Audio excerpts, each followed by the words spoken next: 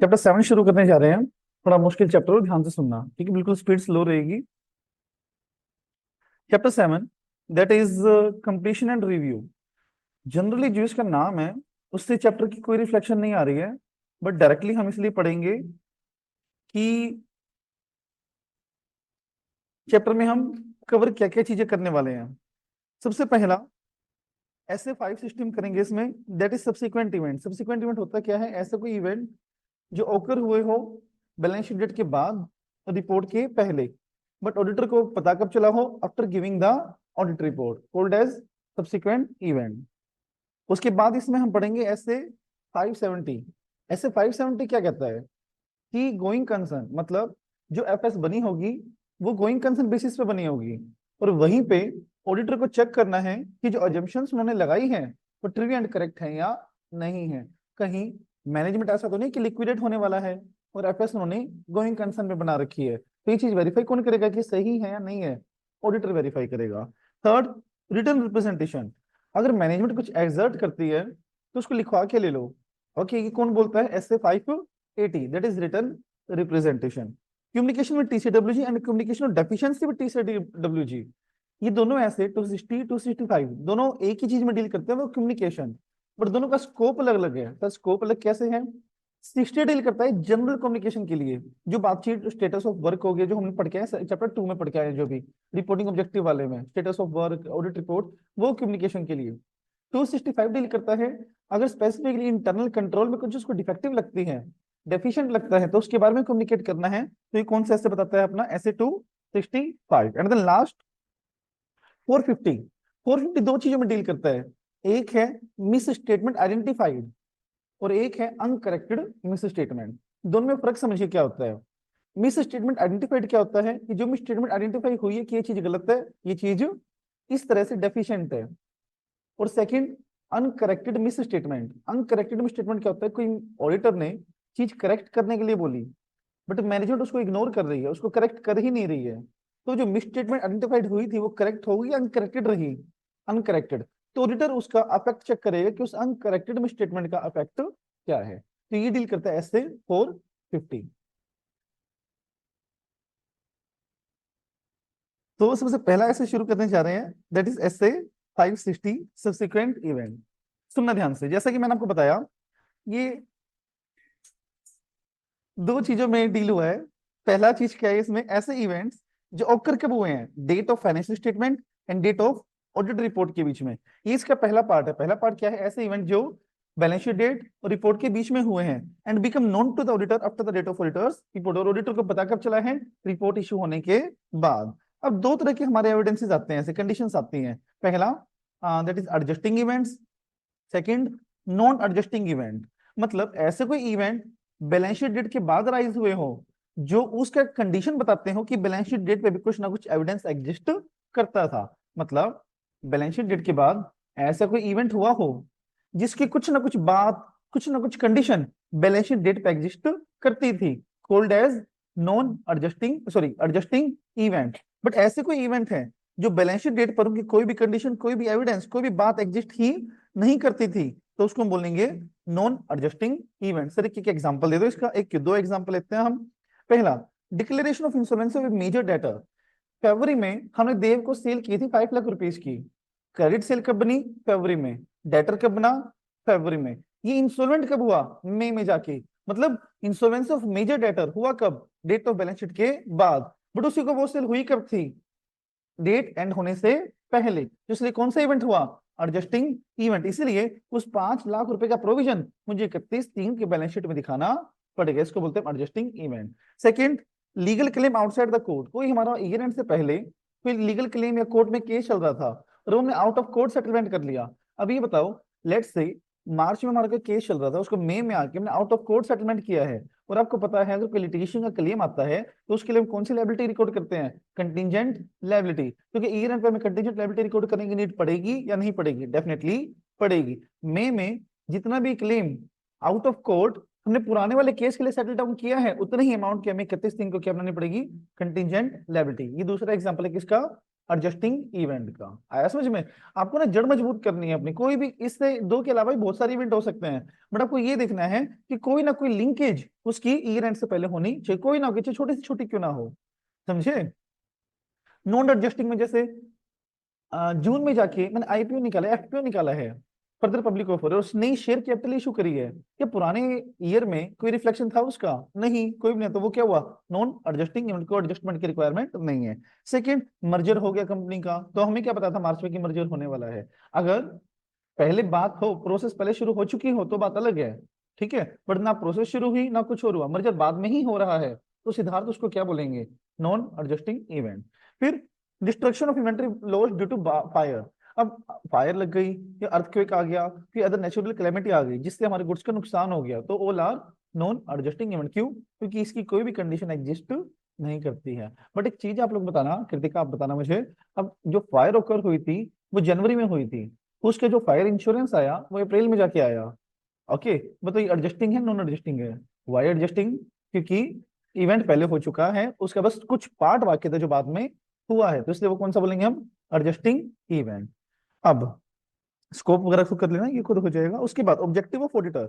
Objective of auditor क्या है हमारे? ऐसे 560 के अकॉर्डिंग, 200 के अकॉर्डिंग नहीं, ऐसे 560 के अकॉर्डिंग सबसे पहले सफिशिएंट एप्रोप्रिएट ऑडिट एविडेंसेस लेने हैं। सर किस चीज के लेने हैं? कि जो भी इवेंट रिकॉर्ड होने चाहिए थे वो अप्रोप्रिएटली रिकॉर्ड हुए हैं। दूसरा, जो इवेंट्स एडजस्ट होने चाहिए थे उनको मैनेजमेंट ने प्रॉपरली एडजस्ट किया है। जो इवेंट्स नॉन एडजस्टिंग थे उनका कोई भी इफेक्ट ना गया हो, मतलब अप्रोप्रिएट रिकॉर्ड उन्होंने सही से बना रखे हो। Second, respond appropriately to the fact known to the auditor after the report and known to the auditor at the date may have caused the auditor amend the auditor's report. बहुत अच्छा point है ये। मतलब auditor ने अपनी report दे दी, ठीक है, अब ऑडिट रिपोर्ट देने के बाद उसको कोई ऐसा इवेंट मिला जिससे उसको लगता है कि अगर ये बात मुझे पहले पता लग जाती तो मेरी रिपोर्ट समथिंग डिफरेंट होती। समझा कृतिका? जैसे मैंने पहले क्वालिफाइड ओपिनियन दे दिया या फिर अनक्वालिफाइड ओपिनियन दे दिया लेट्स से, बाद में मुझे कोई ऐसा इवेंट मिला रिपोर्ट देने के बाद जिससे मुझे लग रहा है कि यार ये तो इवेंट ऐसा है जिससे मुझे क्वालिफाइड देना चाहिए था। ओके, तो ऐसे 560 क्या कहता है कि उन सर्कमस्टांसिस से भी आपको अप्रोप्रिएटली रिस्पॉन्ड करना पड़ेगा, मतलब इग्नोर नहीं करना उन बातों को, उन बातों को भी करेक्ट करना पड़ेगा आपको, चाहे बाद में क्यों ना पता चली हो। तो अगर 560 को आरटीपी में क्वेश्चन आया हुआ है इसका 560 का इस जैसा ही, तो स्पेसिफिकली ऑब्जेक्टिव आ सकते हैं ऐसे पे, तो समझना ध्यान से। 560 के अकॉर्डिंग क्या ऑब्जेक्टिव है? एविडेंसेस लेना कि जो चीज रिकॉर्ड होनी चाहिए थी वो रिकॉर्ड हुई हो, और जो इवेंट उसको बाद में मिले हो उन पर उसको अप्रोप्रिएटली रिस्पॉन्ड करना पड़ेगा। बस ये दो बातें हैं और कुछ भी नहीं है। फिर procedure to obtain the evidences relating to subsequent event. सिर्फ सब्सिक्वेंट इवेंट को लेके हम एविडेंसेस कहां से लेंगे और कैसे लेंगे और किससे लेंगे, बात हमारे यहाँ पे सिर्फ इतनी सी है, ठीक है। तो ये हम प्रोसीजर पढ़ रहे हैं कि प्रोसीजर पढ़ने से मतलब क्या चीज हम अप्लाई करें, क्या तरीका हम अप्लाई करें जिससे हमें सब्सिक्वेंट इवेंट के बारे में कुछ ना कुछ पता चल जाए। पहला, obtain understanding of any procedure management has established to ensure that subsequents are identified. क्या मैनेजमेंट ने कोई प्रोसेस लगाई हुई है, तो किस चीज की प्रोसेस, कि उनको सब्सिक्वेंट आइडेंटिफाइड हो जाए और वो हमें बता दे। जैसे आपको मैं बताऊं, मैं एक बात सुनो ध्यान से, तसल्ली से सुनो। बैंक ऑडिट हमने पूरा किया, बैंक ऑडिट में एक बात आई थी that is effective risk management system, जिसमें 5 पॉइंट हमने डाले थे। उसमें क्या था? Identification, measurement and monitoring of risk. तो प्राइमरी रिस्पॉन्सिबिलिटी किसकी होती है? रिस्क को मेजर करने की मैनेजमेंट की होती है। तो वैसे ही सब्सिक्वेंट इवेंट को आइडेंटिफाई करने की प्राइमरी रिस्पॉन्सिबिलिटी किसकी होती है? मैनेजमेंट की। क्यों? एफएस अमेंड किसको करनी है? मैनेजमेंट को करनी है, दैट्स व्हाई। तो ऑडिटर सिर्फ हमसे पूछेगा कि आपको कोई सब्सिक्वेंट इवेंट मिला है, वो हाँ बोल देंगे या ना बोल देंगे, बस अंडरस्टैंडिंग लेनी है उसे। समझे? सेकंड, इंक्वायरिंग ऑफ मैनेजमेंट, पूछताछ कर लेगा उनसे कि भी क्या इफेक्ट हुआ सब्सिक्वेंट इवेंट का, कोई हुआ है या नहीं हुआ है। Second, reading the minutes. अगर मान लो जैसे अब केस तो हमारा फेब का चल रहा था, आउट ऑफ कोर्ट सेटल हमने कब किया है? वो मई में जाके किया है। अब आप पूरा लॉ पढ़ के आए हो और आप लोगों ने हर चीज में ये पढ़ा होगा कि बोर्ड मीटिंग हरदम करनी पड़ती है। कोई भी अगर मेजर डिसीजन हम लेते हैं तो बोर्ड पहले बोर्ड रेजोल्यूशन पास करता है, और अगर रिक्वायर्ड है तो स्पेशल रेजोल्यूशन पास कराता है ना। अब चाहे बोर्ड रेजोल्यूशन पास हुआ होगा उस आउटसाइड द कोर्ट सेटलमेंट करने पे, या स्पेशल रेजोल्यूशन पास हुआ, कुछ भी पास हुआ होगा, कुछ रेजोल्यूशन तो पास ही हुआ होगा, तो उसकी मिनट्स भी बनी होंगी मीटिंग में। उन मिनट्स को चेक करके भी मैं पता लगा सकता हूँ कि उस मीटिंग में सब्सिक्वेंट इवेंट की बात हुई थी या नहीं हुई थी। है समझ में? क्योंकि अगर हमें आउट ऑफ द कोड करना होता है ना, तो हमेशा हमें बोर्ड मीटिंग करनी पड़ती है। याद आपको इम्प्लाइड अथॉरिटी हमने पार्टनरशिप में पढ़ा था कि कोई भी person legal claim outside the court settle नहीं कर सकता बिना किसी और की अथॉरिटी के। तो वैसे कुछ यहाँ पे है, अगर कोई पर्सन अपने आप सेटल डाउन करना चाहेगा तो अपने आप नहीं कर सकता, उसको बोर्ड मीटिंग करनी ही पड़ेगी, ना चाहते हुए भी। Third, interim financial statement. अब जैसे मान लो जून तक की एफएस बनी है हमारी, क्वार्टरली बनी है इंटरिम, ठीक है। अब उसमें पढ़ के मुझे कुछ ना पता लग गया कि ये तो इवेंट ऐसा है जो पिछली बार आना चाहिए था, समझे? एक हम केस ले लेते हैं, ठीक है, केस ले लेते हैं। हाँ, शुभम को जनवरी में सेल किया था, चलो शुभम को छोड़ो, कोई मिस्टर एक्स है, उसको वो जनवरी में सेल किया था और जून में हो गया इंसॉल्वेंट, राइट। बैड डेट कौन से ईयर के होने चाहिए, कौन से ईयर में दिखने चाहिए? पिछले ईयर में। बट उन्होंने बैड डेट जून में ही दिखा रखे हैं, क्या सही किया उन्होंने? नहीं। तो ये बात पता कैसे चली मुझे कि जून में बैड डेट दिखा रखे हैं? वो क्वार्टरली एफएस पढ़ के पता चली। तो फोर्थ अपना मतलब प्रोसीजर क्या है? By reading the interim financial statement. Then return representation. Management से हम डब्ल्यू ले लेंगे कि अगर आप कह रहे हो कि कोई सब्सिक्वेंट इवेंट नहीं है तो हम आपकी बातों पे बिलीव नहीं करेंगे, आप हमें ये बात लिख के दो कि आपके पास कोई भी सब्सिक्वेंट इवेंट इस साल नहीं है। ओके, तो प्रोसीजर सब्सिक्वेंट इवेंट को आइडेंटिफाई करने के लिए 5 है हमारे। First is understanding of management, minutes, interim financial statement, WR, और एक इंक्वायरी ऑफ मैनेजमेंट। दोबारा करते हैं इसको। बात हमारा क्या है यहाँ पे? प्रोसीजर।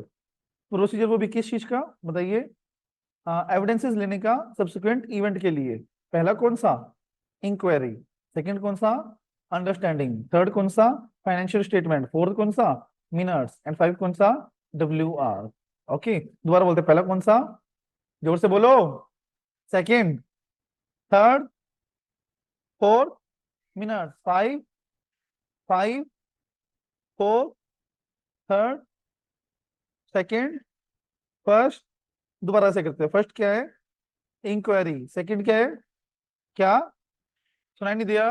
अंडरस्टैंडिंग, ठीक है। थर्ड, WR ले लेते हैं, चलो। Fourth, interim financial statement. And फिर मिनट्स। इनके थ्रू जो हमारा ऑडिटर है वो सब्सिक्वेंट इवेंट की आइडेंटिफिकेशन कर सकता है, और उसके लिए कुछ ना कुछ ऑडिट एविडेंसेस ले सकता है। इसमें कोई डाउट तो पूछो जल्दी से। नहीं, ये ना 3 नंबर में आ चुका है वैसे ये वाला पार्ट, तो समझना एक बार क्या है कुछ भी नहीं वैसे, बड़ी स्किलर सी चीज है, खुद भी रीड कर सकते हो आप इसको। That what is the date of financial statement are issued. मतलब कई जगह हमारी टर्म यूज होगी, date of financial statement are issued क्या सी होती है, क्या होती है? जिस दिन हमारी एफएस पब्लिकली इशूड हुई, पब्लिक को अवेलेबल हुई एक्सेस करने के लिए, those date is called as date of financial statement are issued. Issued date वो मानी जाएगी बस, या तो वो डेट हो या फिर जो मतलब लॉ ने बताई हुई है वो मानी जाएगी बस, ठीक है। पढ़ लेना सिर्फ ये। अब बहुत इंपॉर्टेंट पार्ट है ये, सुनना ध्यान से। जनरली आप मुझे ये बताओ, क्या ऑडिटर की कोई ऑब्लिगेशन होती है रिपोर्ट देने के बाद प्रोसीजर्स लगाने की? 230 के अकॉर्डिंग सोचो, क्या प्रोसीजर्स लगाने की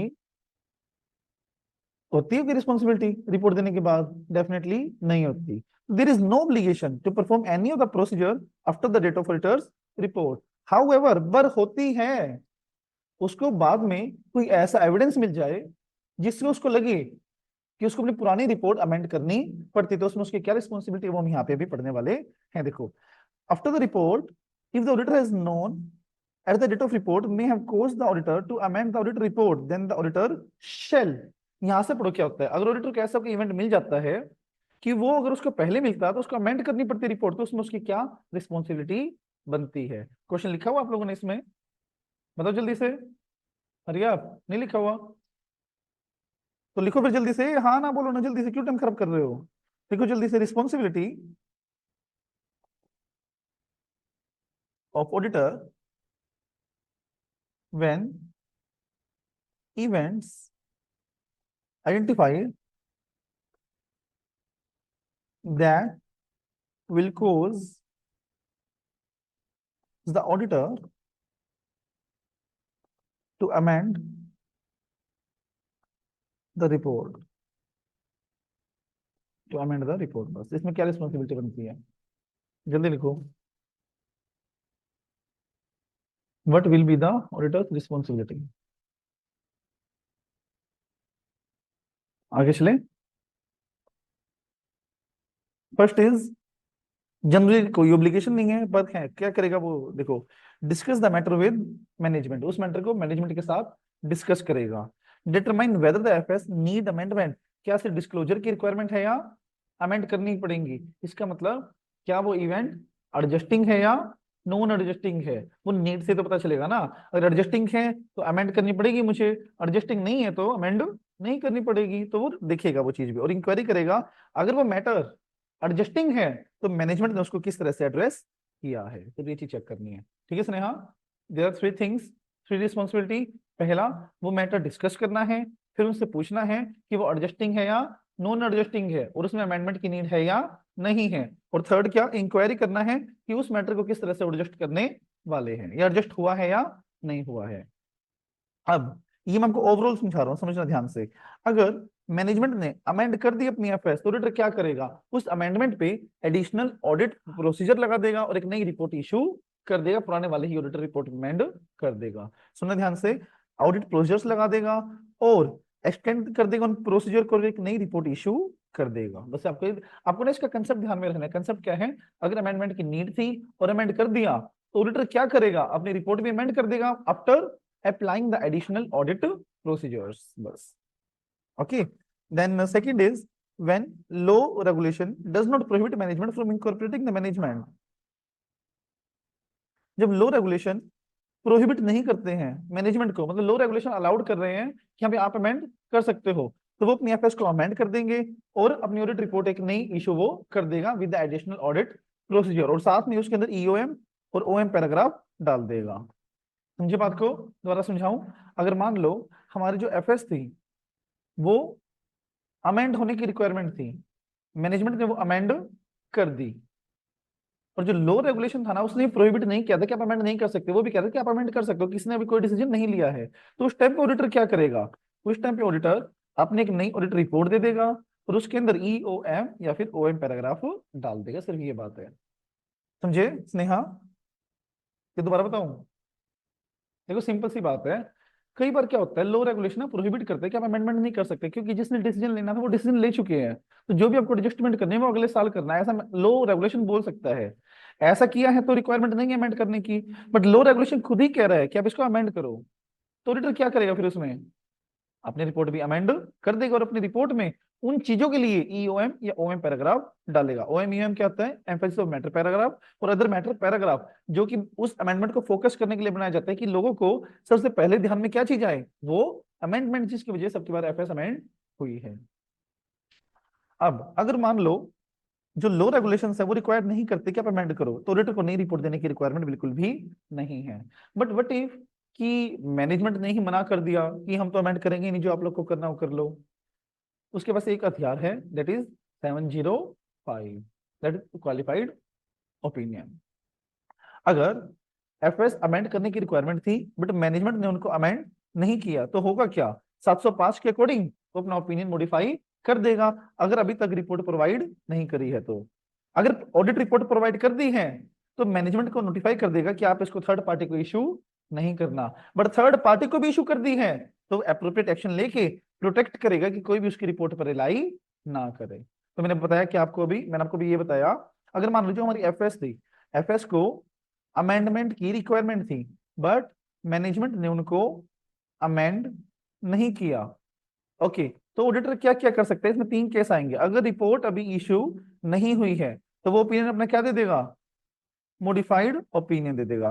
बट रिपोर्ट अभी इशू हो चुकी है तो मैनेजमेंट को बोल देगा कि वो किसी भी थर्ड पार्टी को इशू ना करे। अगर वो थर्ड पार्टी को भी इशू हो चुकी है तो एक एप्रोप्रिएट एक्शन ले लेगा, एग्जाम्पल पब्लिक नोटिस, ऐसा कि ताकि कोई भी उसके ऊपर रिलाई ना करे। समझे, लिखने की जरूरत नहीं है आप लोग को, सब कुछ आता है, लिख लो इसको शॉर्ट नोट्स में कहीं ना कहीं। मॉडिफाइड ओपिनियन की रिपोर्ट भी हमारे हाथ में ही है। हेडिंग ये रही देखो, एफएस अमेंड होने की रिक्वायरमेंट है बट मैनेजमेंट ने अमेंड नहीं करी है। लिखो जल्दी से।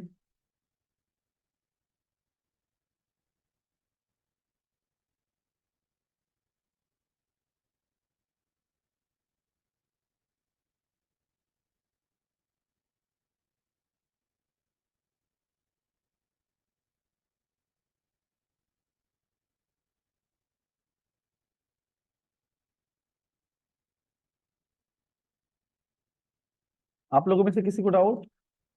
जतिन, संजना, सिमरप्रीत, तनु?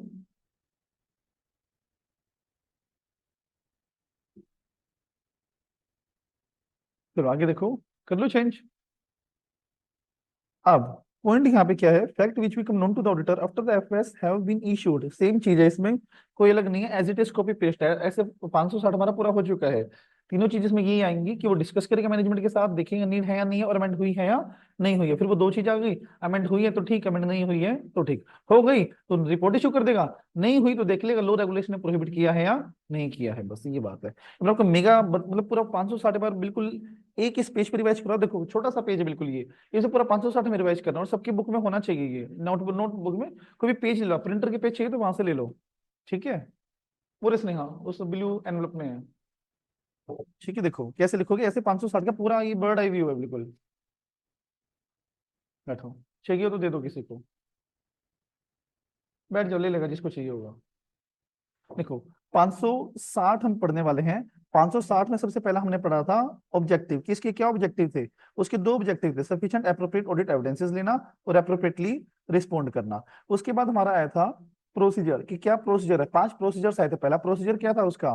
फर्स्ट इज, बोलिए ना, इंक्वायरी करना। सेकंड क्या था? अंडरस्टैंडिंग लेना। थर्ड क्या था? इंटरिम फाइनेंशियल स्टेटमेंट देखना। फोर्थ क्या था?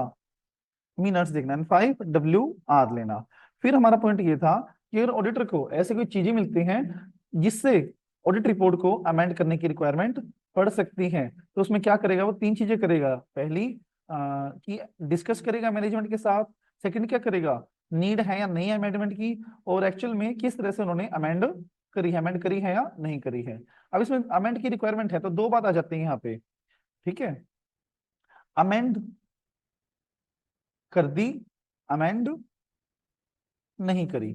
अगर बात ये सिंपल सा है, अगर अमेंड कर दी उन्होंने, तो वो अपनी एडिशनल प्रोसीजर लगाएगा, ओके। और एडिशनल प्रोसीजर लगाएगा, और क्या करेगा? दूसरा पॉइंट भी तो था, एक न्यू रिपोर्ट दे देगा, ठीक है। इसमें आगे फिर से आएगा, और न्यू रिपोर्ट में EOM या फिर OM पैराग्राफ भी डाल दे, ताकि इन एडिशनल चीजों पर एम्फेसिस हो जाए।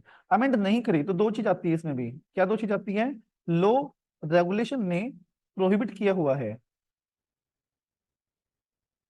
प्रोहिबिट किया हुआ है, और लो रेगुलेशन ने प्रोहिबिट नहीं किया हुआ। लो रेगुलेशन प्रोहिबिट किया हुआ है तो नो नीड, कोई जरूरत नहीं है। बट लो रेगुलेशन प्रोहिबिट नहीं किया हुआ और फिर भी उन्होंने अमेंड नहीं किया, तो उस केस में भी अब दो बातें आती हैं। पहली बात कौन सी? अब उसमें तीन बातें आती है बल्कि। अगर हमारी ऑडिट रिपोर्ट इशू हो चुकी है, चलो रिपोर्ट इशू नहीं हुई है, ऑडिट रिपोर्ट इशू हो चुकी है बट थर्ड पार्टी को भी नहीं गई और थर्ड पार्टी को भी चली गई है। रिपोर्ट इशू नहीं है तो वो क्या करेगा? मॉडिफाइड ओपिनियन या फिर we can say qualified opinion. अगर रिपोर्ट इशू हो चुकी है और थर्ड पार्टी को इशू नहीं हुई है, तो मैनेजमेंट को वो डायरेक्ट करेगा कि थर्ड पार्टी को वो इशू ना करे। और थर्ड पार्टी को इशू भी कर दिए तो सिर्फ एक चीज है, टेक एप्रोप्रिएट एक्शन। देखो अभी स्पेस बच गया हमारे पास काफी, ठीक है। अच्छा नहीं दिख रहा है क्या ये लो?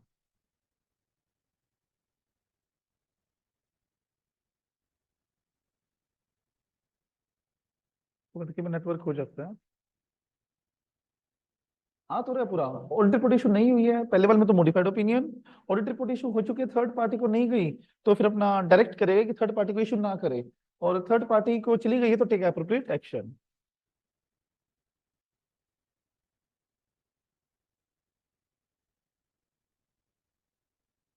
नहीं, हाँ आप सेंस समझो ना टीना, उन्होंने अमेंड नहीं किया। वो क्यों? वो दे रहे हैं एक्सक्यूज दे रहे हैं कि लो रेगुलेशन ने प्रोहिबिट किया हुआ है हमें, तो हम तो अमेंड कर ही नहीं सकते। लिंक करके पढ़ो उन चीज को। एक्सक्यूज क्या दे रहे हैं वो? भी लो रेगुलेशन ने प्रोहिबिट किया है तो ठीक है, अभी हम क्या कर सकते हैं उसमें, मतलब नहीं करना तो नहीं करना फिर। अब लो से बड़ा थोड़ा ना कोई हो सकता है। बट उन्होंने प्रोहिबिट नहीं किया हुआ और फिर उन्होंने अमेंड नहीं किया, तो फिर ऑडिटर को एप्रोप्रिएट एक्शन लेना पड़ेगा। लिंक हुआ अब? ऐसे ही चलो आगे चले अब।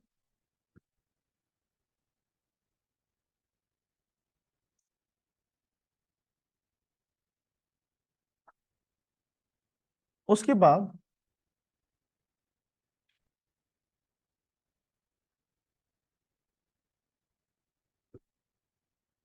हमारे जो ऐसे हैं, वो है हमारा ऐसे 570, दैट इज गोइंग कंसर्न। मैं आपको पहले इसका बेस बताता हूँ कि क्या बेस है। ऐसे 570 का सिर्फ एक बेस है कि हमारी एफएस गोइंग कंसर्न के हिसाब से बनी है या नहीं बनी है।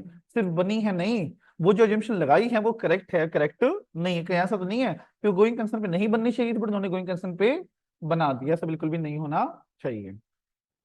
So the point is meaning, going concern क्या होता है? अकाउंटिंग एजम्पशन है ये कि जो हमारी एंटिटी है वो अपने ऑपरेशन फोर्सेबल फ्यूचर में कंटिन्यू करेगी, वो नियर बाय फ्यूचर में लिक्विडेट नहीं होने वाली है।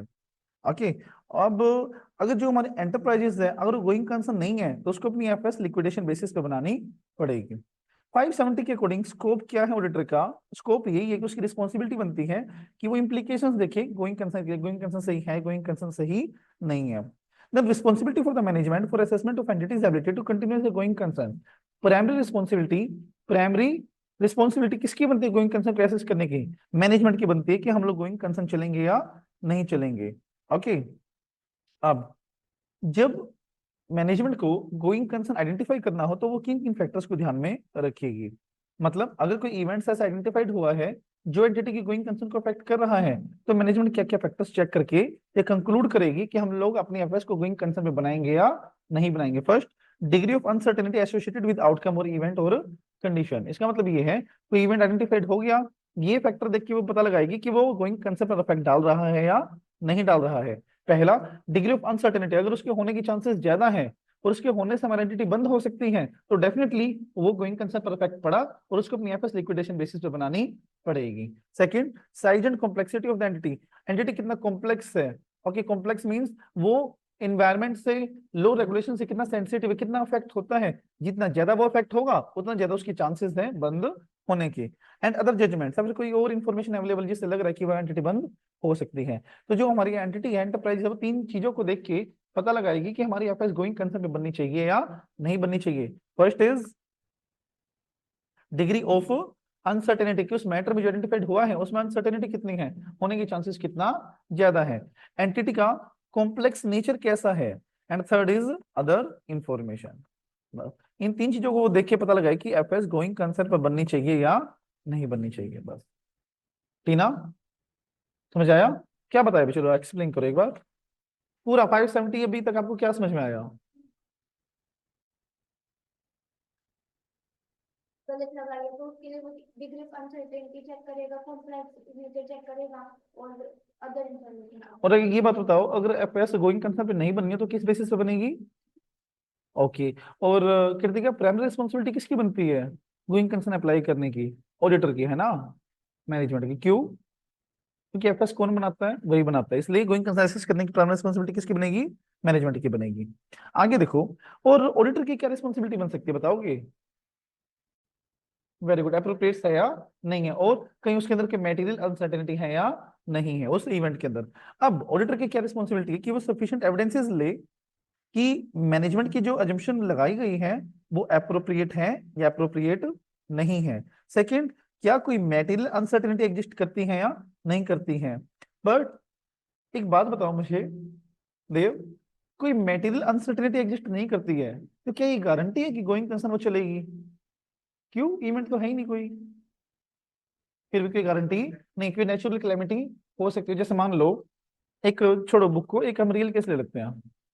जैसे भी लास्ट ईयर बाढ़ आई थी मंडी में, हिमाचल प्रदेश में, उससे लास्ट ईयर उत्तराखंड में भी आई थी, हिमाचल प्रदेश में भी, मतलब पूरा स्टेट में आई थी। अब ये बताओ उनकी एफएस बनी किस बेसिस पे होंगी? पिछले जो मैन्युफैक्चरर वहां भी होंगे, एंटिटी वहां पे भी होंगी, और कई सब तबाह भी हुई होंगी, बह गई सारी वो, तो उनकी एफएस पिछले साल की किस बेसिस पे बनी हुई होंगी? गोइंग कंसर्न पे। बट एकदम से वो क्या आ गई? Natural calamity. क्या उनको मार्च में ये बात पता थी कि जुलाई में ऐसे फ्लड आएगी और हम बह जाएंगे? Obviously not. तो ये क्या था? तो बेशक से गोइंग कंसर्न अप्रोप्रिएट हो बट फिर भी ये कोई गारंटी नहीं है। क्या तो कैसे नेचुरल क्लेमिटी आ जाए जिससे कि बिजनेस शट डाउन करना पड़े, जैसे कोविड का था, कितने बिजनेसेस शट डाउन हुए कोविड में, है ना। तो ये सब एग्जांपल्स है कि एट ए स्पॉट कुछ भी हो सकता है। कोई प्रोडक्ट बैन कर दिया ऐसा एट ए स्पॉट, और मैन्युफैक्चरिंग हमारे उसी के ऊपर डिपेंड थी, तो करे क्या फिर? शट डाउन करने के अलावा उसको उसको काम ही वो वही नहीं है, ऑप्शन ही नहीं है कोई। ओके।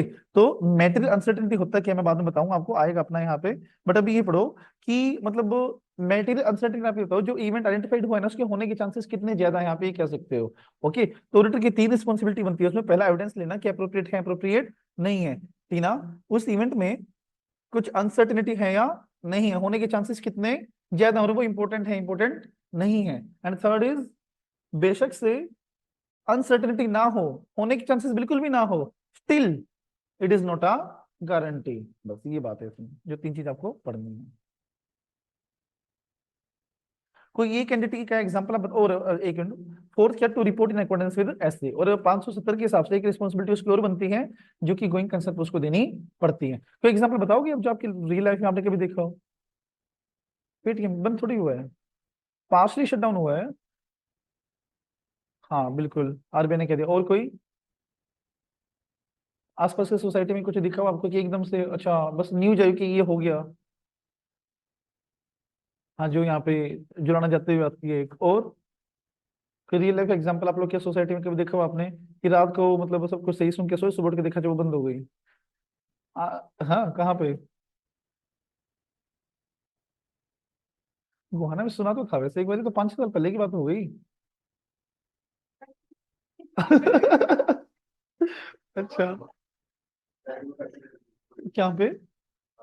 मुंडका में मेरे को लगी थी, कितने लोग मरे थे वहाँ? 35-40 लोग मरे थे मुंडका में। कैमरा फैक्ट्री थी वहाँ पे, सीसीटीवी बनाने वाली, वहां लगी। तो जरा किस 22 की बात है ये? वहाँ पे? अच्छा, वो दिल्ली में, हाँ। आईएएस वाला था ना वो, मेरे ख्याल से आईएएस कोचिंग सेंटर वाला। चलो आगे देखो। अब देखो, risk assessment procedures and related activities, इसका भी हम मेगा चार्ट देव सीधा बैठ 90 डिग्री पे बिल्कुल, तो नहीं आंकड़ा करके रिवाइज कराऊंगा तेरे से पूरा ऐसे 560। देखो, रिस्क असेसमेंट प्रोसीजर क्या है? अब आरएपी क्या होता है, 315 के हिसाब से ऑडिटर को कंसीडर करना है कि कोई कंडीशन एग्जिस्ट करती है नहीं करती है, और ये करने के लिए वो देखिएगा कि मैनेजमेंट ने प्रीलिमिनरी असेसमेंट करी है या नहीं करी है। क्यों? सबसे पहले सब्सिक्वेंट इवेंट आइडेंटिफाई करने की रिस्पांसिबिलिटी किसकी? मैनेजमेंट की। सबसे पहले गोइंग कंसर्न आइडेंटिफाई करने की रिस्पांसिबिलिटी किसकी? मैनेजमेंट की। सबसे पहले इवेंट्स पता लगाने की रिस्पांसिबिलिटी किसकी? मैनेजमेंट की। क्यों? क्योंकि उसके बिजनेस पे क्या रिस्क आ रहा है वो किसको पता चलेगा? सबसे पहले मैनेजमेंट को ही पता चलेगा। तो प्रीलिमिनरी उसने कोई असेसमेंट करी है या नहीं करी है, वो सबसे पहले ऑडिटर किससे पूछेगा देव? मैनेजमेंट से ही पूछेगा फर्स्ट। अगर मैनेजमेंट ने असेसमेंट परफॉर्म करी हुई है, तो वो असेसमेंट को वो उससे डिस्कस करेगा, डिटरमाइन करेगा, और प्लान्स देखेगा कि वो उसको किस तरह से एड्रेस करने वाले हैं। डिस्कस, डिटरमाइन एंड मैनेजमेंट के उसके लिए क्या प्लान्स हैं। डिस्कस क्या करेगा कि किस तरह से आपने वो असेसमेंट करी है। डिटरमाइन करेगा कि क्या वो इवेंट और कंडीशंस है, और प्लान्स देखेगा कि आपके क्या प्लान्स है कि आप उसको किस तरह से एड्रेस कर सकते हो। अगर असेसमेंट ही परफॉर्म नहीं करी हुई, तो डिस्कस करेगा कि भैया आपने असेसमेंट तो करी नहीं देव, अगर असेसमेंट तो करी नहीं उसने, तो गोइंग कंसर्न किस बेसिस पे लगाई है? क्योंकि गोइंग कंसर्न तो जब ही लगा पाएगा ना वो, जब उसने असेसमेंट करी होगी। अब असेसमेंट ही नहीं करी गोइंग कंसर्न की, तो उसने किसी मंग गलत अजम्पशन से बना दी होगी एफएस, तो वो अजम्पशन पूछेगा कि गोइंग कंसर्न तो नहीं अप्लाई की, तो अजम्पशन बताओ जिस बेसिस पे आपने अपनी एफएस बनाई है। समझे? और इंक्वायरी करेगा कि वो इवेंट सही है सही नहीं है। तो दो चीज मैंने आपको बताई। अगर असेसमेंट परफॉर्म करी हुई है, तो उस असेसमेंट को डिस्कस करेगा, डिटरमाइन करेगा, और प्लान देखेगा एड्रेस करने की। असेसमेंट परफॉर्म नहीं करी हुई, तो वही बातें डिस्कस कर लेगा, और उसमें इंक्वायरी करेगा कि कौन कौन से इवेंट ऐसे एग्जिस्ट करते हैं। बस। अब वो पॉइंट जहां से क्वेश्चन बनने की काफी ज्यादा चांसेस है, that is examples of events और condition that may cast significant doubt on the entity's ability to continue as a going concern। सारे याद नहीं करने, कोई भी पास्ट क्वेश्चन बता दो। कृति, कोई भी पास्ट फाइनेंसिंग इवेंट बताओ जो इवेंट जो गोइंग कंसर्न पर इफेक्ट डाल सकते हैं, सोच के। Financing events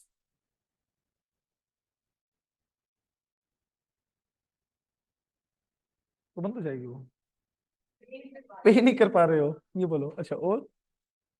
very good. Match नहीं, ब्रेच। ठीक है, नेगेटिव। और कह सकते हो। और हाँ बिल्कुल सही बात है। और नेगेटिव ऑपरेटिंग कैश फ्लो, जब नेगेटिव कैश फ्लो आ रहा है, नेगेटिव रेशियोज आ रही है, या फिर जो हमारी ये जो स्टैंडर्ड रेशियो 2:1 डेट इक्विटी वगैरह होती है, वो एक्सीड कर रही है जो स्टैंडर्ड है। और क्यों बताओ? क्रेडिटर्स ड्यू है बट अनेबल टू पे, डेटर्स पे नहीं कर रहे, बैड डेट्स हो गए। हम ढूंढ रहे हैं उनको, चाहे चिराग लेके, डेटर्स कहाँ है तू? वो चुप के बैठा है।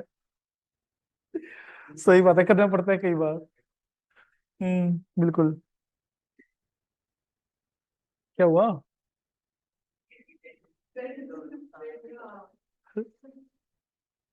हम आपकी भावनाओं को समझ गए थे कृतिका, कोई बात नहीं। देखो, पे नहीं करे क्यों, नींद में हो जाता है ऐसा।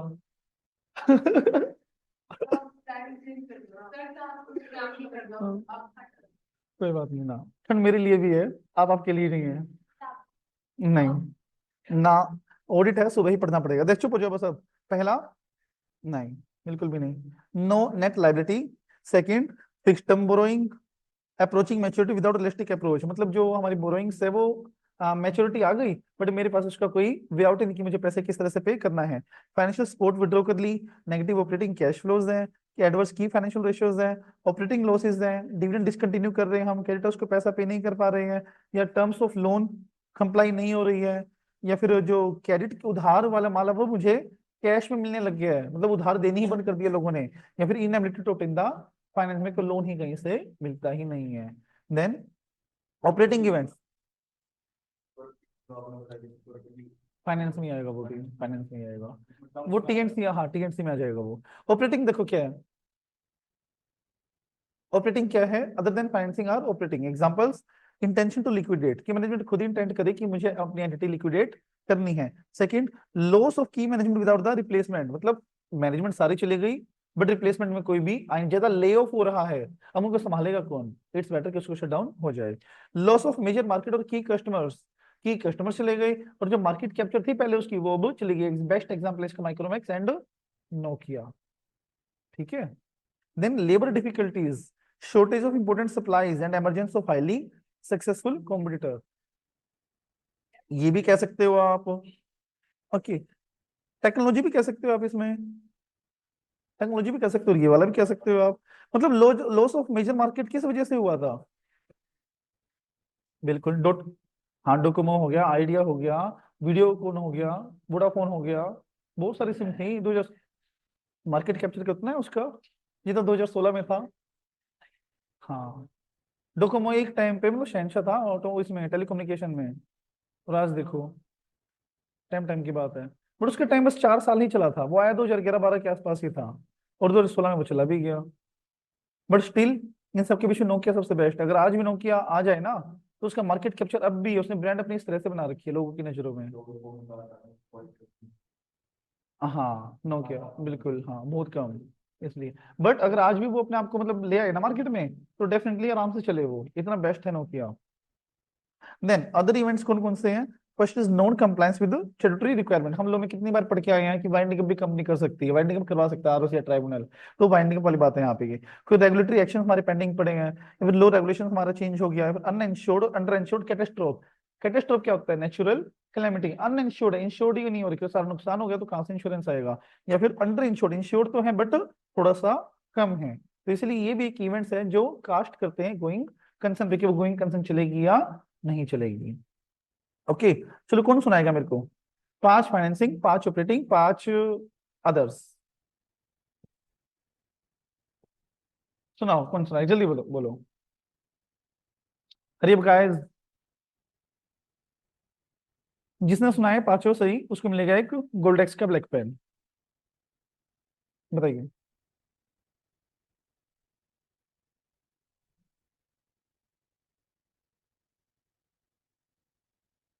बोलो, कोई भी नहीं,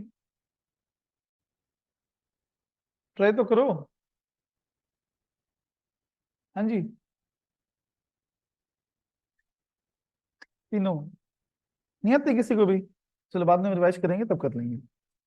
तीन आपको भी नहीं आते? अच्छा कहीं 4 बता दो फिर। आगे देखो, नहीं बताना तो चलो नालायक को। देखो, इवेल्युएटिंग ऑफ मैनेजमेंट असेसमेंट, जो हमारा ऑडिटर है वो इवेल्युएट करेगा मैनेजमेंट के असेसमेंट को, कि मैनेजमेंट ने सही से असेसमेंट की है या नहीं करी है। मतलब evaluate the management assessment for the ability to continue as a going concern. Okay, और मैनेजमेंट की असेसमेंट एक की पार्ट है ऑडिटर की असेसमेंट का। और auditor is not responsibility to rectify the lack of analysis by the management. Auditor की responsibility नहीं है कि अगर मैनेजमेंट ने असेस नहीं करी है तो अपनी ऑडिट आगे बढ़ा देगा, वो रिक्वेस्ट करेगा कि पहले आप असेसमेंट करो, उसके बाद सारे ऑडिट कंडक्ट उसको करनी पड़ेगी। रीड कर लेना बस इसको। Then additional audit procedures when events और कंडीशंस आर आइडेंटिफाइड। अगर उसके ऐसे कुछ इवेंट्स, सुनो ध्यान से, इंपॉर्टेंट है ये, अगर उसको कुछ ऐसे इवेंट्स और कंडीशन आइडेंटिफाइड होते हैं जो एंटिटी की गोइंग कंसर्न पे डाउट पैदा करते हैं, तो उसमें ऑडिटर क्या करेगा? सबसे पहले अगर असेसमेंट परफॉर्म नहीं हुई है तो रिक्वेस्ट करेगा कि आप पहले असेसमेंट करो कि एक्चुअल में वो इवेंट वर्थ इट है या वर्थ इट नहीं है, मटेरियल है मटेरियल नहीं है। सेकंड, प्लान्स देखेगा उसके फ्यूचर एक्शन के उसके क्या प्लान है, उसके मिटिगेट करने के क्या सोर्सेज है। थर्ड, कैश फ्लो फोरकास्ट, मतलब अब लिक्विडेट होने वाले ही शायद इवेंट्स आ गए हैं तो कैश वो कहाँ कहाँ से निकाल के लाएगी, उसने फोरकास्ट प्रोजेक्शन क्या किया और प्रोजेक्शन की वो देखेगा लायबिलिटी कैसी है, मतलब जो भी उसने एजम्पशंस लगाई है उनकी रिलायबिलिटी कैसी है और क्या वो एडिक्वेटली सपोर्टेड है या रीजनेबल है रीजनेबल नहीं है। मतलब उन्होंने अपनी एसेट जो 2 लाख रुपए की वो 20 लाख रुपए की दिखा के कैश फ्लो फोरकास्ट में, क्या सही है? नहीं, ये चीज क्या है? बिल्कुल गलत। And then additional factor circumstances देख लेगा और मैनेजमेंट से डब्ल्यूआर ले लेगा कि उनके पास प्लान्स वगैरह हैं और वो फेजिबल हैं उनके अकॉर्डिंग। और अदर्स क्या देखेगा? वो अदर्स क्या एनालिसिस कर लेगा फोरकास्ट को, इंटरिम एफएस को देख लेगा, लोन एग्रीमेंट की टीएनसी को देख लेगा, मिनट्स देख लेगा, मिनट्स की लीगल काउंसिल से डिस्कस कर लेगा क्योंकि केस वेस चल रहा है कि जिसमें इसको हारना हो, या फिर अनफिल्ड कस्टमर ऑर्डर्स, मतलब हमारे पास डिमांड ज्यादा है बट सप्लाई हमारे पास है ही नहीं बिल्कुल भी, वो किस तरह से मिटिगेट करेंगे, उसका प्लान क्या है। एडिक्वेसी बोरोइंग फैसिलिटी, मतलब बोरोइंग फैसिलिटी कैसी है और वो एडिक्वेट है एडिक्वेट नहीं है। और रेगुलेटरी एक्शन, क्या कोई हमारा केस चल रहा है हमारे ऊपर या कोई रिपोर्ट वगैरह आ रही है कि ऑर्डर पास हुआ है। और प्लान डिस्पोजल ऑफ एसेट्स, और मैनेजमेंट किस तरह से अपने एसेट को डिस्पोज ऑफ करना चाह रही है। तो ओवरऑल हमने क्या पढ़ा? अभी हमने पढ़ा गोइंग कंसर्न को लेके ऑडिटर की क्या प्रोसीजर है कुछ इवेंट्स और कंडीशन आइडेंटिफाइड होने के टाइम पे। पहला क्या है? असेसमेंट, की मैनेजमेंट से असेसमेंट करने को बोलेगा। सेकंड, इवेंट्स और कंडीशन आइडेंटिफाइड करेगा। थर्ड, प्लान्स देखेगा। प्लान्स में क्या देखेगा वो कि वो किस तरह से मिटिगेट करने वाले हैं। फोर्थ, उसका क्या? कैश फ्लो फोरकास्ट, उसमें 2 चीजें देखेगा, जिस बेसिस पे वो फोरकास्ट बना है वो रिलायबल है रिलायबल नहीं है, और जो अजम्पशंस उन्होंने लगाई हैं वो रिलायबल है या फिर एडिक्वेटली सपोर्टेड है रीजनेबल नहीं है। और मैनेजमेंट से डब्ल्यूआर ले लेगा कि उनके प्लान्स बिल्कुल ठीक है। And six one is plan disposal of asset कैसी हैं, टर्म्स देख लेगा, डिबेंचर की क्रेडिट फैसिलिटीज देख लेगा, और अदर थिंग्स भी वो चेक कर सकता है। ये चीज आप कर लेना बस इसमें। समझ आया? इस ऐसे का आखिरी पड़ाव पे जा रहे हैं हम, that is auditor conclusion. Auditor conclude करेगा कि मैनेजमेंट को गोइंग कंसर्न एप्रोप्रिएट है एप्रोप्रिएट नहीं है, और अगर कुछ मेटेरियल अनसर्टेनिटी एग्जिस्ट करती है तो उसमें भी ऑडिटर एप्रोप्रिएट एक्शन उसको लेना पड़ेगा। अब अनसर्टेनिटी क्या है? मतलब जहां पे पोटेंशियल इंपैक्ट ऐसा हो जिसको हमें डिस्क्लोजर देना पड़े। सुनो ध्यान से, मेटीरियल वर्ड आप सबको पता है Akshay, what is material? Okay, and important था तो हमें उसको डिस्क्लोज करना पड़ेगा। तो ऑडिटर देखेगा कि कोई इवेंट आ गया, वो मेटेरियल अनसर्टेन है या नहीं है। अब स्नेहा इसमें डाउट में है कि सर मेटेरियल अनसर्टेन क्या होता है, पहले हमें ये बताओ। इवेंट आइडेंटिफाइड हो गया, उसको हम कब मेटेरियल अनसर्टेन बोलेंगे? जब उसका डिस्क्लोजर एफएस में नेसेसरी हो, at that time we will conclude कि वो हमारा इवेंट क्या है, मेटेरियल अनसर्टेन। समझे? After that adequacy of disclosure when the events और कंडीशंस आर आइडेंटिफाइड। अब स्नेहा एक बात बताओ, अगर मेटेरियल अनसर्टेन वो नहीं है तो क्या डिस्क्लोजर की रिक्वायरमेंट है? बट अगर मेटेरियल अनसर्टेन है तो डिस्क्लोजर की रिक्वायरमेंट है। तो उस टाइम पे अगर मेटेरियल अनसर्टेनिटी एग्जिस्ट करती है तो ऑडिटर क्या करेगा? डिटरमाइन करेगा कि वो एडिक्वेटली डिस्क्लोज हुआ है या नहीं हुआ है, और नीचे उसको एक नोट देना है that it may be possible to enable to realise its assets and discharge its liability. मतलब यहाँ पे वो डालेंगे कि वो प्रॉपर्ली हमने डिस्क्लोज किया है या नहीं किया है, और क्या मैनेजमेंट ने ये बात डिस्क्लोज करी है या नहीं करी। कौन सी बात? कि शायद हम फ्यूचर में अपने एसेट को रियलाइज ना कर पाए या फिर अपने एसेट को पे ऑफ ना कर पाए। पारा समझ आया? बताइए। नो मैटेरियल अनसर्टेनिटी, तो कोई अनसर्टेनिटी एग्जिस्ट नहीं करती है तो ना तो हमें ये नोट डालने की जरूरत है ना प्लान्स के बारे में डिस्क्लोज करने की नीड है, बट उस मैटर को सिर्फ एफआरएफ के अकॉर्डिंग हमें डिस्क्लोजर्स देने हैं। मतलब अगर डिस्क्लोजर की रिक्वायरमेंट है कृतिका तो मैटर के बारे में भी बताते हैं, उसकी डिस्क्रिप्शन के बारे में भी बताते हैं, उसके इंपैक्ट के बारे में भी बताते हैं, और एसेट रियलाइज होंगे या नहीं होंगे उसके बारे में भी बताते हैं, राइट। बट अगर अनसर्टेनिटी एग्जिस्ट नहीं करती तो तीनों चीज हम नहीं डालते, सिर्फ जो एफआरएफ की रिक्वायरमेंट है सिर्फ वो डालेंगे, 570 रिक्वायरमेंट पूरी वहां पे नहीं होंगी। समझ में आया देव? अब उसके बाद implication of the auditor's report. Audit report में क्या इंप्लीकेशन है? पहला क्या है? अगर गोइंग कंसर्न बेसिस ही इनअप्रोप्रिएट है, मतलब एफएस टीना बनने किस पे चाहिए थे? बनाए किस बेसिस पे है? अच्छा, और वाइस वर्सा कर दो इसका मतलब जो एजम्पशन लगाई है वो क्या है? इनएप्रोप्रिएट। तो क्या होगा? Auditor shall express an adverse opinion. अपना ओपिनियन एडवर्स कर दे वो और कुछ भी नहीं करेगा। फिर गोइंग कंसर्न एप्रोप्रिएट है, मतलब गोइंग कंसर्न पे बनना चाहिए था, बट कुछ ना कुछ इवेंट्स आइडेंटिफाइड हो चुके हैं जो शायद डाउट पैदा करते हैं। तो मेटेरियल अनसर्टेनिटी एग्जिस्ट करती है, डिस्क्लोजर करने पड़ेंगे, और एडिक्वेट डिस्क्लोजर उन्होंने करे हुए हैं। तो क्या करेगा? Unmodified opinion. और लोगों का अटेंशन ड्रॉ करने के लिए अपनी रिपोर्ट में वो एक बात डाल देगा that material uncertainty exist and our opinion is not modified in respect of that matter. बेशक से वो अनमोडिफाइड ओपिनियन डालेगा, बट लोगों का ध्यान कैप्चर करने के लिए, लोगों का ध्यान कैप्चर करने के लिए उसको एक फोकसिंग पॉइंट डालना पड़ेगा। किस हेडिंग के साथ? Material uncertainty relating to events और कंडीशन में एग्जिस्ट। और अगर डिस्क्लोजर ही नहीं किए हुए तो फिर क्वालिफाइड ओपिनियन और बेसिस में उसका मीनिंग भी डाल देगा। अगर मैनेजमेंट क्या निकला? फ्रॉड, तो उस टाइम पे क्या है? क्वालिफाइड ओपिनियन और डिस्क्लेमर ऑफ ओपिनियन। बस ये था अपना 570। समझे? एक बर्ड आई व्यू चार्ट बना ले इसका। कोई मुझे पहले बताएगा, हमने बस हेडिंग हेडिंग बताओ हमने क्या क्या पढ़ा है इसमें? सिर्फ हेडिंग, ओनली हेडिंग 570 की। सीधा फैक्टर्स, पहले कुछ भी नहीं था।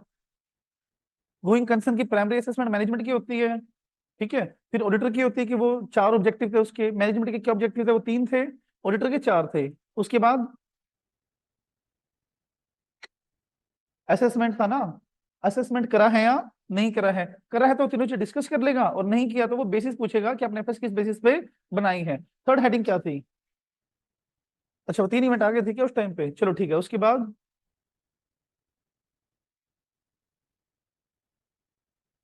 अच्छा, वो फैक्टर्स थे कि किस इवेंट्स और कंडीशन आइडेंटिफाई हो गए हैं तो वो क्या कंडीशन, जैसे वो फोरकास्ट देखेगा, प्लान देखेगा, ये सब थे। उसके बाद अगर इवेंट्स आइडेंटिफाइड हुए और मेटेरियल अनसर्टेनिटी एग्जिस्ट करती हैं या नहीं करती हैं, करती हैं तो हमें डिस्क्लोज भी करना पड़ेगा, डिस्कस भी करना पड़ेगा, इंप्लीकेशन भी देखने पड़ेंगे, और साथ में एक नोट भी डालना पड़ेगा that we will enable to realise our assets in pay of our liabilities. और अगर अनसर्टेनिटी एग्जिस्ट नहीं करती तो सिर्फ डिस्क्लोजर देना पड़ेगा as per applicable FRF. Okay, उसके बाद अजम्पशन ही इनअप्रोप्रिएट है या अप्रोप्रिएट है? इनअप्रोप्रिएट है तो क्वालिफाइड ओपिनियन, इनअप्रोप्रिएट है और इवेंट्स आइडेंटिफाइड हो चुके हैं और अनसर्टेनिटी एग्जिस्ट करती हैं, डिस्क्लोजर किए हैं नहीं किए? किए हैं, बहुत अच्छी बात है, unqualified opinion, but focusing point EOM डालना पड़ेगा। और अगर समझ जाओ क्या था वो दूसरा, डिस्क्लोजर ही नहीं किए बताओ क्या होगा? बोलो बोलो, क्वालिफाइड ओपिनियन बस। और बेसिस में मुझे डालना पड़ेगा। बना ले बस का बड़ा भी चार्ट। चलिए,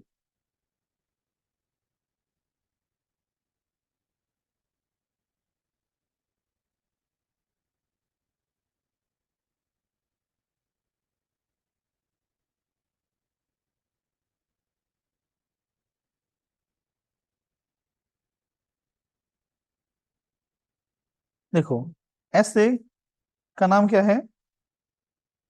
570, दैट इज गोइंग कंसर्न। सबसे पहले हमने इसमें पढ़ा था ऑब्जेक्टिव, राइट? ऑब्जेक्टिव हमने किस पे पढ़े थे? मैनेजमेंट के और ऑडिटर के। मैनेजमेंट के और ऑडिटर के, मैनेजमेंट के ऑब्जेक्टिव के साथ साथ बोलते रहो, सब कुछ मेरे को थोड़ी याद होगा। मैनेजमेंट के क्या ऑब्जेक्टिव थे? अजम्पशन लगाना, फिर असेसमेंट करना, और कोई भी था? बोलो, बड़े बेकार बच्चे हो भाई तुम लोग तो। फिर ऑडिटर के क्या ऑब्जेक्टिव हैं? एविडेंसेस लेना, ठीक है। देन कोई अनसर्टेनिटी एग्जिस्ट करती है या नहीं करना, नालायक कहीं के, ये थोड़ी ना था। कैसे बच्चे हो यार तुम लोग, बिल्कुल ही नालायक हो। दिमाग है भूसा पड़ा पड़ा है सबके दिमाग में। 3 फैक्टर्स नहीं थे मैनेजमेंट के, डिग्री ऑफ अनसर्टेनिटी चेक करेगा वो। फिर पहला degree of uncertainty, second size and complexity, third other information वो चेक करेगा। ऑडिटर की क्या रिस्पॉन्सिबिलिटी है बताओ? सफिशिएंट एप्रोप्रिएट ऑडिट एविडेंसेस लेना, दूसरा मेटेरियलिटी अनसर्टेनिटी है या नहीं है वो चेक करना, थर्ड रिपोर्ट इशू करना, और बीच में क्या था एक और बताओ यहाँ पे?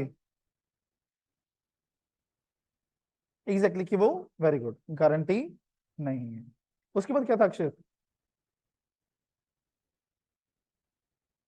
Risk assessment procedure. इसमें 3 चीजें आती हैं, अगर असेसमेंट करी हैं या फिर असेसमेंट नहीं करी हैं। करी हैं तो फिर ऑडिटर क्या चेक करेगा? उसके साथ वो डिस्कस करेगा और फिर इम्प्लीकेशन देखेगा और उनके प्लान्स देखेगा। असेसमेंट ही नहीं करे तो बेसिस पूछेगा कि अगर गोइंग कंसर्न पे बनाएंगे तो उसका क्या अदर बेसिस था। उसके बाद अच्छा ये तीन इवेंट्स थे उसके बाद। ठीक है, इवेंट्स, इसमें तीन इवेंट्स आते हैं हमारे। पहला कौन सा? Financing. Second, third, others. Financing की कभी पांच बताओ। First is net negative cash flow, फिर एडवर्स रेशियो, फिर फाइनेंसिंग नहीं है, फिर ऑपरेटिंग लॉसेस, देन लोन नहीं मिल रहा, एंड देन क्रेडिटर्स को पे नहीं हो रहा। ऑपरेटिंग में मैनेजमेंट चली गई, सेकंड वो हो गया, फिर labour difficulty, and third shortage. ये हमारा अदर्स का नहीं था? ठीक है, शॉर्टेज, और फिर कॉम्पिटिटर, और फिर मेजर मार्केट का लॉस। एंड अदर्स में क्या था? टर्म्स एंड, नहीं टर्म्स नहीं, लो एंड रेगुलेशंस ब्रेच करना, लो रेगुलेशन ब्रेच करना। Second, natural calamity, then third बताइए, litigation, then change in law. ये था हमारा पूरे कंडीशन। उसके बाद क्या था बताइए? हाँ, किस तरह से वो इवेल्युएट करेगा, मतलब क्या क्या फैक्टर्स वो देखेगा उन इवेंट्स को आइडेंटिफाई करने के लिए। फर्स्ट क्या देखेगा वो? असेसमेंट मैनेजमेंट ने करी है या नहीं करी है। अगर असेसमेंट नहीं करे तो वो क्या करेगा? रिक्वेस्ट करेगा। सेकंड क्या देखेगा? कैश फ्लो फोरकास्ट देखेगा। ओके, इसमें भी दो चीज वो देखेगा। फर्स्ट उसकी रिलायबिलिटी, एंड सेकंड अजम्पशंस लगाई हैं वो रीजनेबल है या नहीं है। थर्ड क्या देखेगा? प्लान्स क्या है उसके। फोर्थ क्या देखेगा? WR ले लेगा वो उसको। फाइव क्या देखेगा? अदर्स। एंड सिक्स क्या देखेगा? Terms and condition of debenture. Seven क्या देखेगा? टोटल है वो सारे पॉइंट इकट्ठे ही हैं। मिनट्स देख लेगा। बस इतना कर लेना। ओके, फिर हमारा पॉइंट आ गया कि इवेंट्स और कंडीशन एडपेंड हुए मैटेरियल अनसर्टेनिटी है या नहीं है। मतलब इसका हमारा पॉइंट ये आ जाएगा,